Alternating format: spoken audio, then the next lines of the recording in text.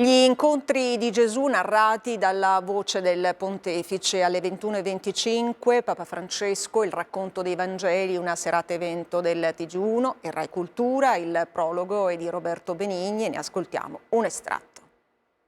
In questo momento dove nel mondo è un momento proprio di buio, irriconoscibile, di odio, di violenza, noi bisogna rispondere proprio con la gioia, con l'amore e con la misericordia che nasce nel dolore naturalmente. C'è questo grande mistero, diciamo del nostro Signore che ha sofferto per l'uomo, quanto ha sofferto per noi, no? Ecco, il dolore è il luogo proprio della solidarietà fra Dio e l'uomo. Non ci può essere collaborazione nella grazia se prima non c'è stata nel dolore. Però se il dolore è sempre presente nel cristianesimo, mentre la gioia è nascosta, non ne parla mai nessuno, ma il dolore e la gioia sono entrambe fonti di sapienza, tutte e due. E io, parlando dei volti del Vangelo, voglio parlare del volto di Gesù pieno di gioia. Non si può certo dire, vero, che dice Gesù era spensierato, allegro, no.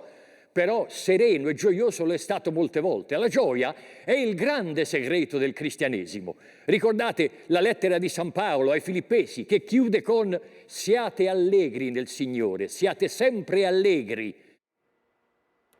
Bene, mi fermo qui, grazie per averci seguito e ancora buona Pasqua, arrivederci.